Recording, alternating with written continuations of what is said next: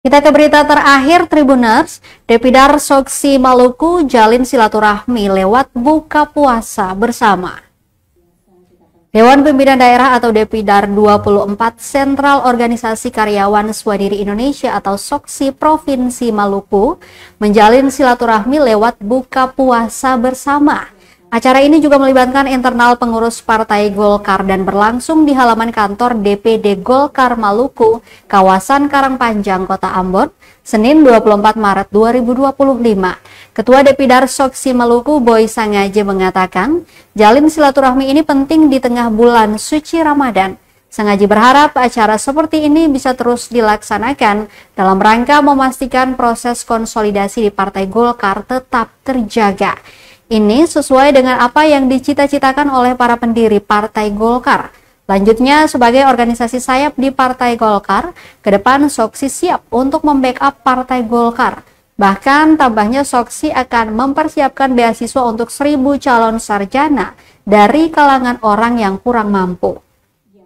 Diketahui selain buka puasa bersama, Depidar Soksi Maluku juga memberikan santunan kepada anak yatim dan menyerahkan SK kepada pengurus Soksi tingkat kabupaten kota.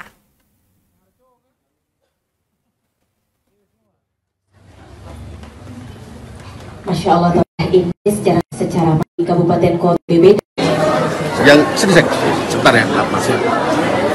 Yang pertama, kegiatan yang kita lakukan hari ini lebih kepada silaturahmi sesama internal Partai Golkar. Karena ini bulan Ramadan, maka silaturahmi itu penting dalam rangka saling berdiskusi, saling bercerita, supaya sekalipun kami adalah ormas, tetapi kan orang ketika kami buat, Soksi yang buat, itu adalah seperti Golkar yang buat. Maka ormas-ormas hari ini Partai Golkar semua hadir, DPD 1 juga hadir. Jadi kebetulan momentum aja Soksi bisa melakukan ini. Tetapi Soksi lakukan ini bersama-sama dengan teman-teman ormas lain internal Partai Golkar, termasuk Partai Golkar. Makanya kita lakukan ini. Kami hanya dipercayakan untuk menanganinya dan sebagai tuan rumah. Tadi kan ini Bapak mohon tetap di tempat.